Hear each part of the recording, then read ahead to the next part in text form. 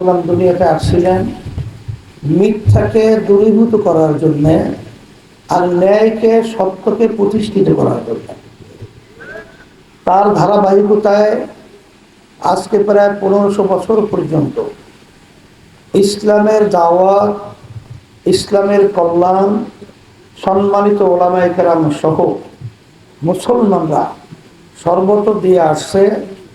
বাস্তবতা আমরা যেটা দেখেছি, যখন যেখানে ইসলামী নীতি আদর্শ বাস্তবায়ন ছিল, সেখানে শুধু মুসলমান নয়, শুধু হিন্দু সহ অন্য ধর্ম অবলম্বী নয়, এমনকি একটা পিঁপড়ার পর্যন্ত স্বাধীনতার নিশ্চয়তা বাস্তবায়িত হয়েছে। আজকে বাংলাদেশের ভিতরে শতকরা প্রায় 92 জনের মতো মুসলমান বসবাস করে। এই দেশের মধ্যে বাংলাদেশের রাজধানী ঢাকাকে বলা হয় মসজিদের নগরী। এই দেশের আপনি যখন প্রেক্ষাপট দেখবেন, আজানের শব্দে কিন্তু বাচ্চাদের ঘুম ভেঙে যায়, আজানের শব্দে বাচ্চাদের মায়ের কোলে ঘরে যাওয়ার পরিবেশ তৈরি হয়। কিন্তু 54 বছর দেশ স্বাধীনতার পরে যেই নীতি আদর্শ যাদের মাধ্যমে দেশ চলেছিল, এদের মাধ্যমে এই ইসলাম নামক নীতি আদর্শটাকে তারা পরাজিত করেছে। এই আদর্শটা বিজয় লাভ করতে পারে নাই। 2024 5ই আগস্ট অভ্যুত্থানের পরে আমরা চেয়েছিলাম যে ইসলামী নীতি আদর্শটাকে রাষ্ট্রীয় পর্যায়ে যদি আমরা বাস্তবায়ন করতে পারি, তাহলে এদেশের মানুষ সংখ্যালঘু সহ তারা কিন্তু একটা শান্তি, যেটা আমরা শুনি, বাস্তবে দেখতে পাবে। কথা ঠিক কিনা?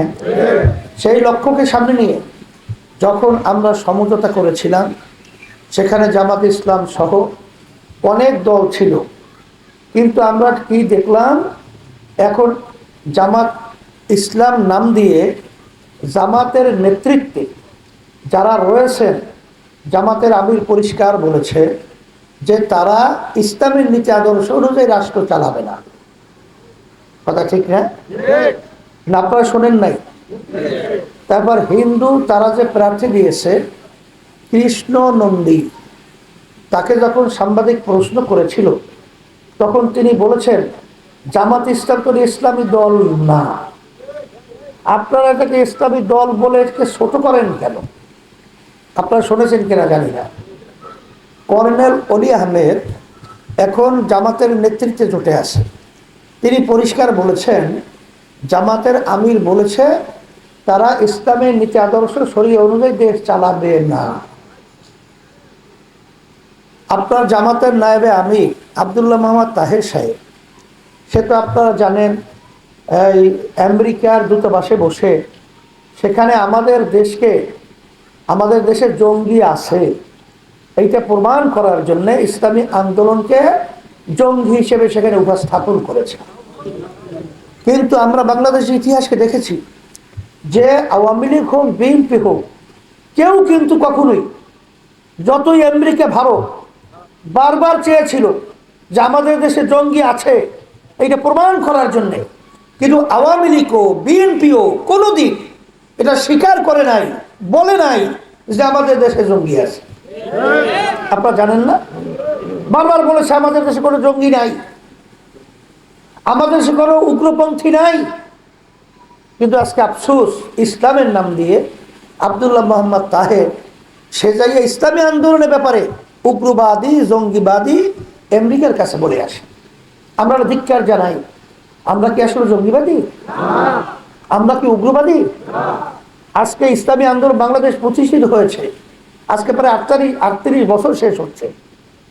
এই 38 বছরের ভিতরে আমাদের কার্যক্রম আপনারা দেখেছেন, আমাদের বিচারে কোনো উগ্রতা ছিল?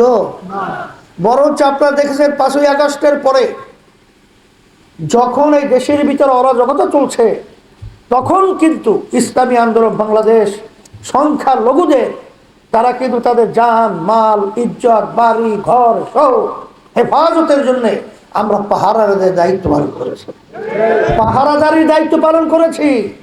আপনারা দেখেছেন ইসলামী আন্দোলন বাংলাদেশ তাদের সহযোগী সংগঠনগুলো করোনাকালীন সময় যখন বাপ ছেলেকে ফেলে রেখে পালায়, যখন স্ত্রী স্বামীকে রেখে পালায়, তখন কিন্তু ইসলামী আন্দোলন বাংলাদেশ এবং তার সহযোগী সংগঠনগুলো আমরা জানের ঝুঁকি নিয়ে তখন সেই যে করোনার সময় যারা মারা গেছিল তাদেরকে আমরা দাফন কাপড়, জানাজা, কবর খোদা, দাফনের ব্যবস্থা করেছি।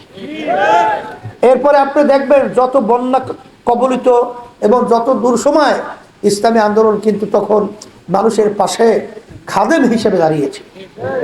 ইসলামী আন্দোলন উগ্র বলা হয় কেন? আমরা তো এই কথা বলতে পারি না। জামাতের আমির যেরকম বলেছিল, ছেলেরা সরো, মেয়ে বন্ধুরা এখন তোমরা আসো, তার পাশে বসিয়ে সেলফি তোলে এই মুরব্বী মানুষ বেপরদা মেয়েদের সাথে। এখন এটা তো ইসলামী আন্দোলন পারে না। আচ্ছা, মেয়ে এবং ছেলেদের ভিতরে চলার পার্থক্যটাকে আমরা করছি না আল্লাহ করছি? তাই আল্লাহ মাফ করুক, নাউজুবিল্লাহ। তাইলে এই বৈষম্য কি আল্লাহ করছে? আল্লাহ মাফ করুক, তাহলে ঈমান থাকবে? মেয়েরা মেয়েদের অবস্থানে থাকবে, ছেলেরা ছেলেদের অবস্থানে থাকবে। মেয়েদের স্বর্ণ সবচেয়ে বেশি দিয়েছে ইসলাম। এই জন্য আমি বলবো যে এই ধরনের আচরণ তো আমরা করতে পারি না।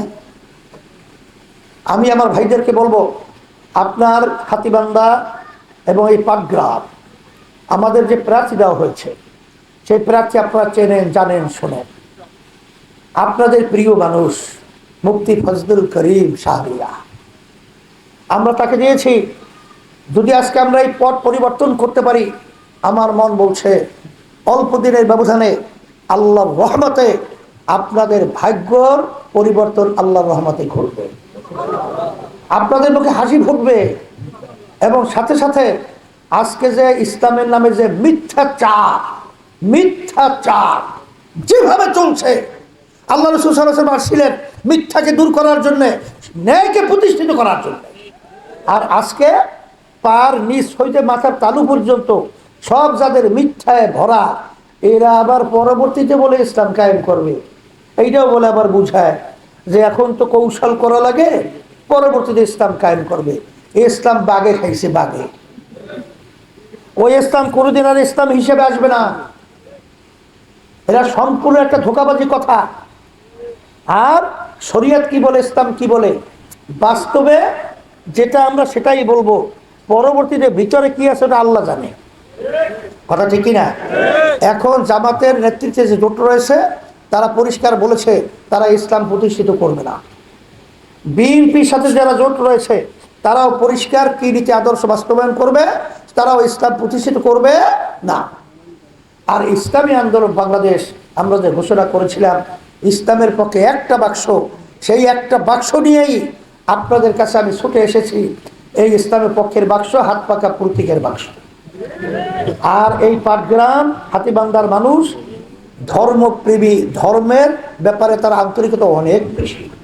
আমি যেটা আগে পরে দেখেছি, আমি শুনেছি, সেই হিসেবে আমি সকল কোথাও আহ্বান জানাচ্ছি যে আসেন, আমরা বারবার 54 বছর পর্যন্ত ভোট দিয়ে আমরা যে শান্তি এবং আমাদের ভাগ্যের পরিবর্তন চেয়েছিলাম, কোনোদিন হয় নাই, কোনোদিন হবে না।